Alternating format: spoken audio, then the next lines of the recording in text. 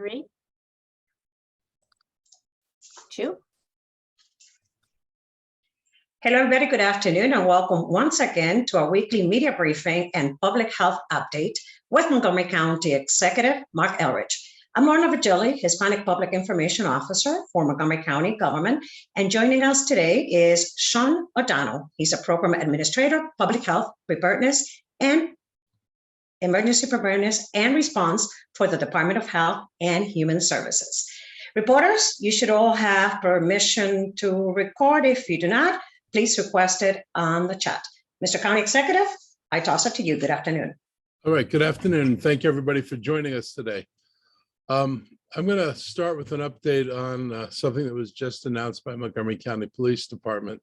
A man has been arrested in the 1971 murder of a Montgomery County law enforcement officer.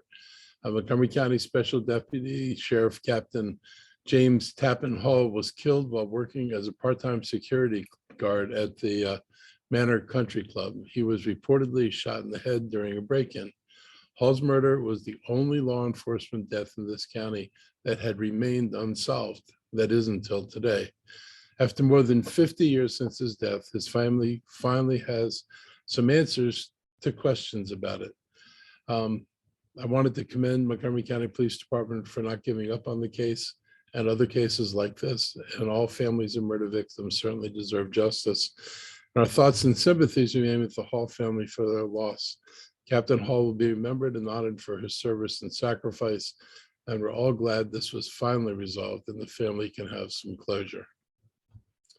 On the public safety update, I want to commend our police, health, human services, recreation departments, along with our regional service centers for their efforts over the summer to address crime and violence in the community. Although we sadly had a homicide in Rockville over the holiday weekend, it was the first homicide since June and only the second in nearly 4 months. Additionally, we had no homicides in the Silver Spring district this year after a major emphasis was put on this area that started last fall.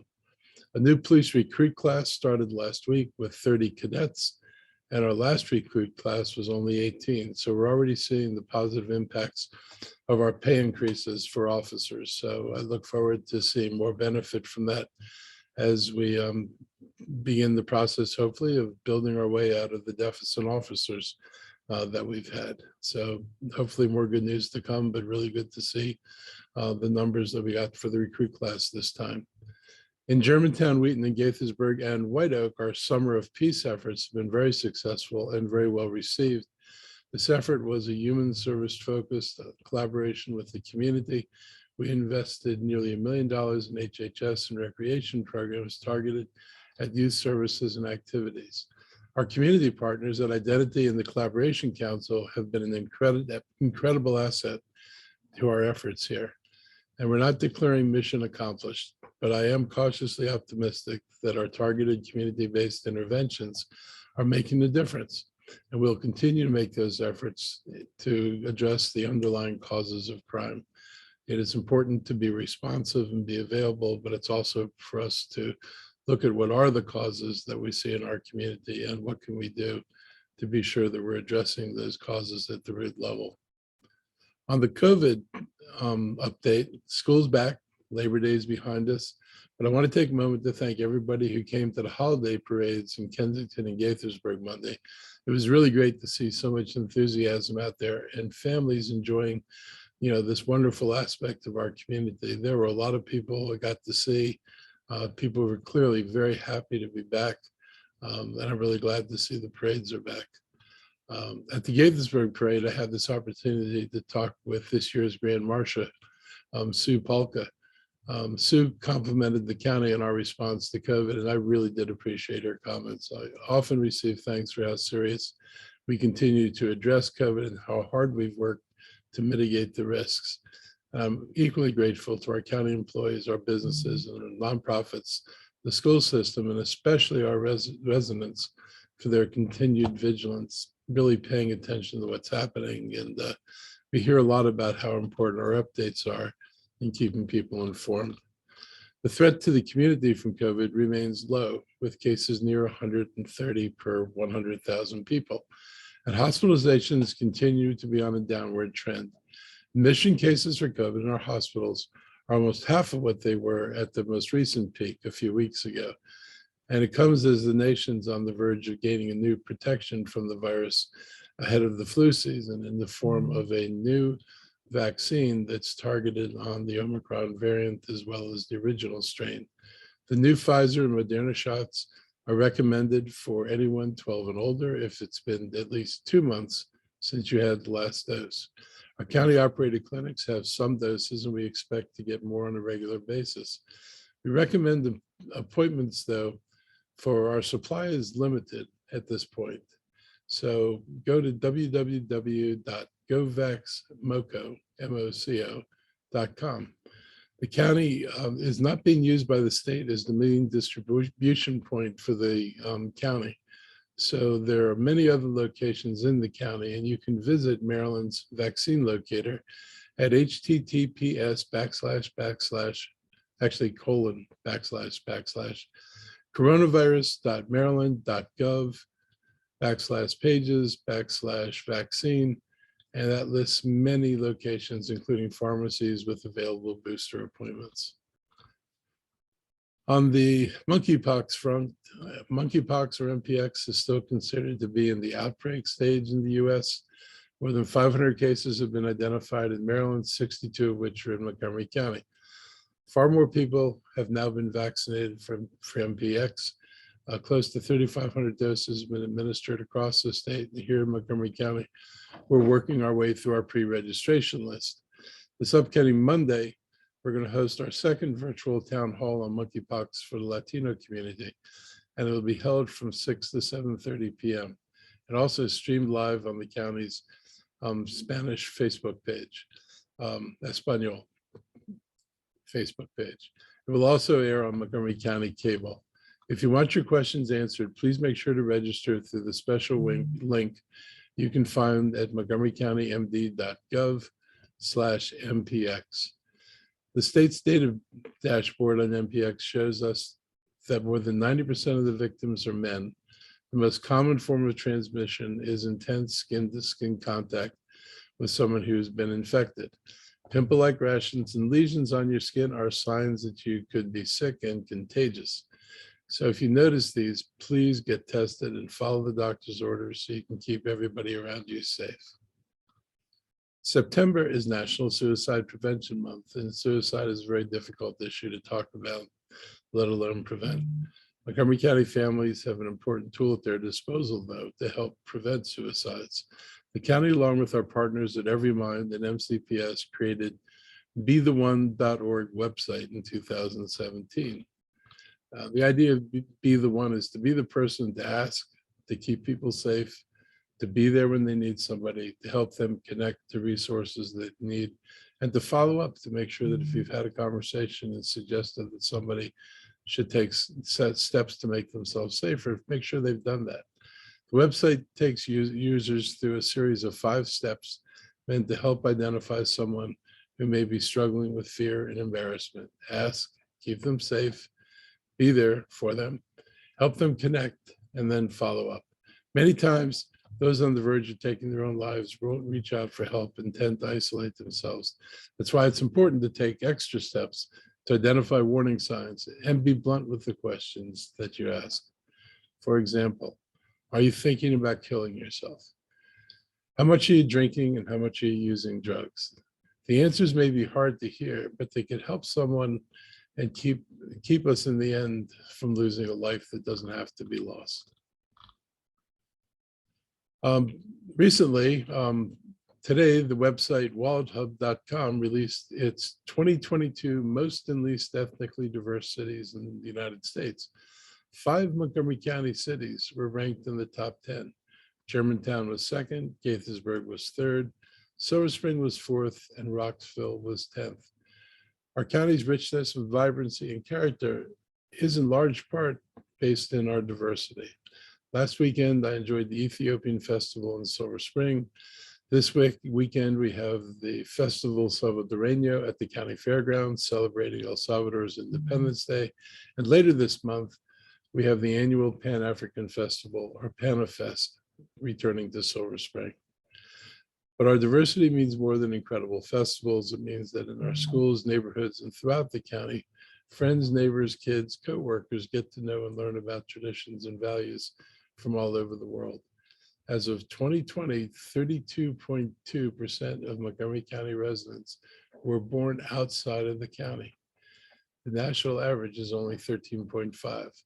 Our diversity is one of the attributes I like most about this county. I believe that this diversity actually enriches our economic development, education, and communities. So find something interesting to do over the next couple of weeks, explore what's going on around us, and take advantage of being able to look at different traditions, eat different foods, and talk to different people. At this time, I'd like to bring Sean O'Donnell from our Montgomery County Health and Human Services Department to talk more about our ongoing health threats, and then we're going to take your questions. So, Sean, it's all yours. Thank you very much, Mr. County Executive.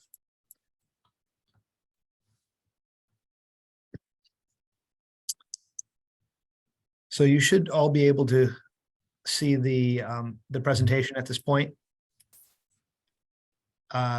The first thing I want to do is just offer a few points about the updated boosters that have come out. We have begun receiving them in the county, not only the health department, but a number of other partners around the county.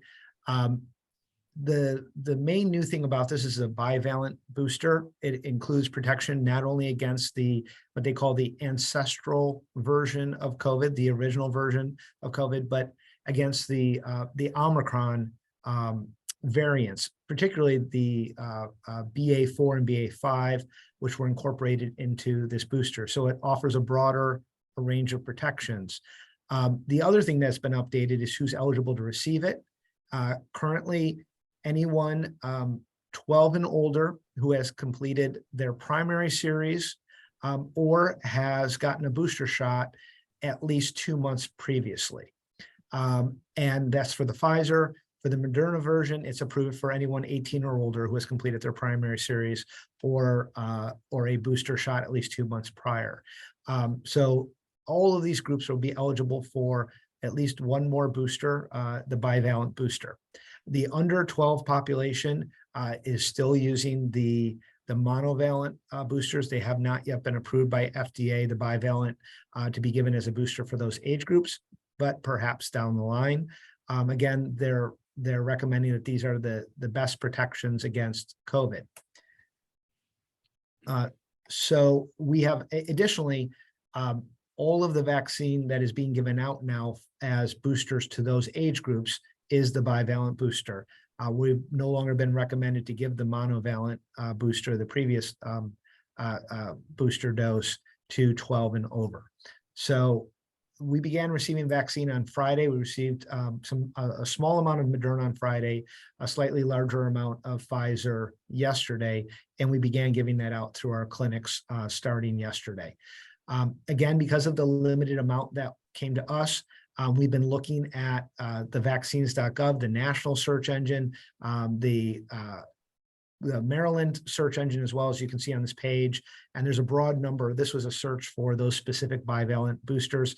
There's a broad number of sites, mostly pharmacies, some urgent care, and then the sites that the county is operating. We have a number of doses there. We're recommending appointments right now because of the limited number of doses we have. As you can see, looking at the CDC site, again, a large number of locations are showing those two boosters, and you can select the specific type of vaccine you're looking for. Looking at the updated variant proportions, we are still seeing predominantly BA4 and BA5 present. BA4.6 is a sub variant of BA4. Predominantly are the cases now, but with those case rates falling, we're really seeing a lot fewer cases.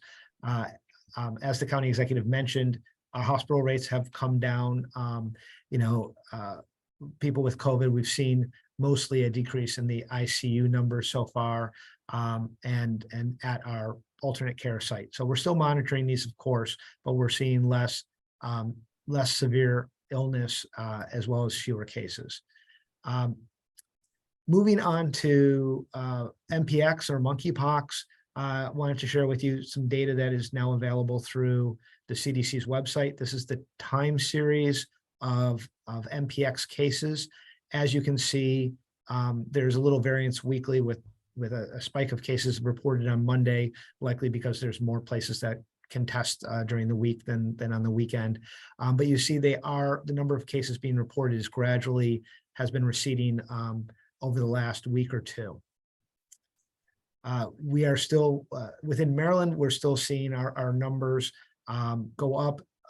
However, again, it may appear to be slowing a little bit, but we're heartened to see nationally that some of this is coming down, and it may be effects from both vaccinations and from the awareness of this new disease spreading. The numbers that we're seeing now in across the country, there were 2,316 new cases identified since the previous week across the country, 70 new cases in Maryland. So that is now about 554 as of the other day.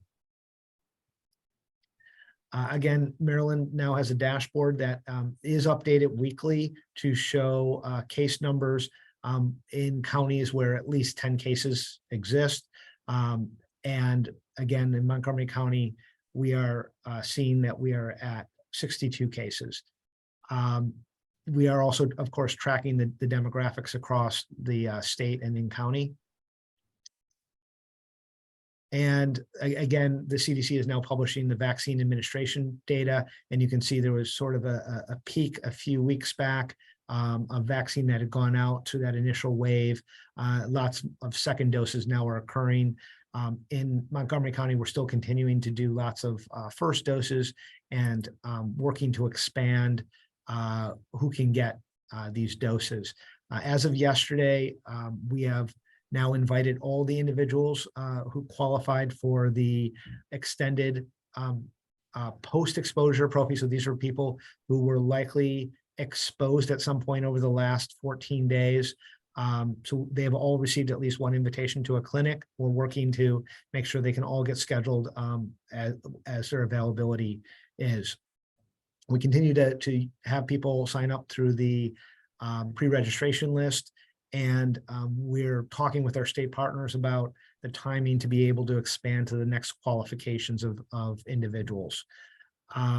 The state has a pre-registration list that went live last week as well, and we'll be working with them if they get people who register through their site to make sure that we're also offering appointments to those groups. We did receive some more vaccine last week, and so that, again, that allows us to expand what we're doing here in the county and make sure that we can give second doses when those are due.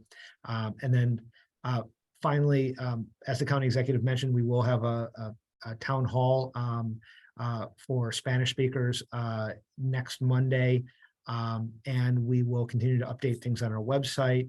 And we're also, because we're doing right now most of these vaccinations at our Dennis Avenue Health Clinic, we're able to offer additional information and wraparound services that we already offer at Dennis Avenue. So those were our public health updates, and I'd like to turn it back over to Lorna at this time. Thank you, Mr. O'Donnell and Mr. County Executive. For reporters, remember to use the chat to ask permission to pose your questions. I don't see any requests quite yet on the chat, so I'm going to give you a minute. Any questions, reporters? Members of the media?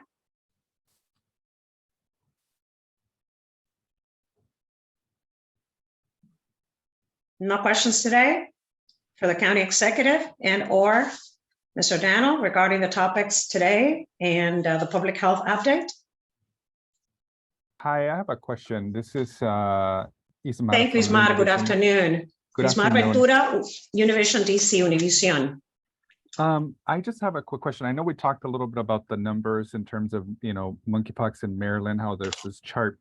And I do see that there is some, correct me if I'm wrong, some Hispanics or Latino cases. And I know that there's that information session coming up on Monday. What would be the message maybe to the Latino community? I know with COVID, in my experience, there was a little bit of a misconception about how, the virus affected them, and perhaps, what resources were immediately available. I'm trying to see, I'm working on a future report about understanding what this is and how it can affect you and your family and how to prevent it. Thank you for that question. And it is something that we've seen with other diseases, and we've seen with COVID. One of the essential tasks when you have a new disease is getting the message out to all of our communities, and that includes in multiple languages for populations where English is not their primary language, and that includes through media that helps us get that message out. So that's one of the things we're trying to do now, is raise awareness of where the risk factors are for MPX. So far, we have seen the majority of the transmissions as were reported in men, and many of those transmissions have happened with men who have sex with men, but it's certainly not limited to that. One of the important messages is anyone can get monkeypox if they're in skin contact. This has been a challenge of this, is we don't refer to this as a sexually transmitted disease, but people do come in skin-to-skin contact when they engage in those activities. And so there can be other activities though as well. We're concerned, of course, with when people have skin-to-skin contact with people they don't know, if they're at dance clubs or other places like that, those are possibilities for transmission. So we're just trying to raise awareness. Also, we're trying to raise awareness of how this is spread. It's not being spread on people who don't have symptoms. It's being spread on symptomatic individuals. So that also, it means that if you are having these types of symptoms, it can look like a pimple-like sore. If you're having these symptoms, please get checked out by a healthcare professional, either your personal healthcare provider or urgent care. They can do these screenings and they can do testing. So that's really the only time you can do testing, is when you have somebody who is symptomatic. But being aware of what the risk factors are and when to get tested. And then, of course, if that test comes back positive, the health department will be notified, and we'll reach out and sort of do that contact tracing and try to find if there's more exposures. Unfortunately, and as the reason this is spreading is because it's moving a little bit faster than public health is able to identify the contacts. And so, but that as I said, we are starting to see the cases recede. So we're hoping that those tactics, along with the vaccinations, are helping to limit this. And so that's the final big message, is that we do have vaccine available. If so far we've been giving it to individuals who have been considered to very likely have been exposed recently, based on behavior, based on the spread of MPX in this area. So those individuals are qualifying and getting vaccinated. It's a 2-dose shot separated by about 4 weeks. So those are the key messages. And of course, it is, as with many of these new public health challenges, we see the difficulty sometimes in getting messages to all of our population. So we appreciate the work you're doing, and we'll certainly have lots more detail and about questions folks may have on Monday's town hall. Perfect. Thank you. Thank you, Ismar. Yes, the town hall is on Monday at 6 p.m. and you can watch it live on Facebook Live, Montgomery County en Español. All right, Jeannie Bixby, Bethesda Beat, I see you put a question on the chat. Do you want to ask it, or do you want me to ask it? I can ask it. It's just what I said. Hi, I'm Jeannie Bixby. I'm from Bethesda Beat. How many doses of the COVID bivalent vaccine does the county currently have, and how many do you think you're getting in the near future? Thank you. So far, we've received about 1,100 doses between Pfizer and Moderna, much more Pfizer than Moderna. but I think part of that is the interest at the state and federal level to get the vaccine in the hands of as many providers, as many pharmacies and urgent cares as possible. You know, we still have lots of capacity to give out vaccine in Montgomery County. That's not necessarily true of all the health departments. And again, we're also doing a secondary mission, and as many health departments are, with getting out MPX vaccine. So the health department alone has gotten 1,100 so far, but we know lots of other folks in the county have gotten it. We've asked for additional quantities. I think we upped our request an additional 500 doses, you know, a few weeks back. So we're still waiting for those to come in, and then Thursday is the day in the state that we can place our order for more vaccine, and we're certainly going to ask for a significant amount more. We do expect the demand to be there based on the utility of this vaccine and with the wider groups who can get it. Is that good, Jenny? Any other questions? That's all. Thank you so much. Thank you. Next up, Pamela Lehigh, NBC4. Do you want to ask a question, or do you want me to ask a question that you placed on the chat, Pamela?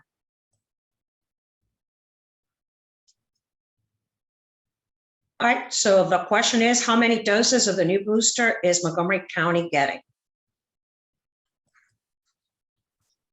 I think that may be what I just answered. Again, it's so far we have 1,100. I think we've got another about 700 we've requested already, and we'll place an order tomorrow for a few thousand more doses. Thank you. Heather Curtis, WMAL. You have questions for the county executive. Good afternoon, Heather.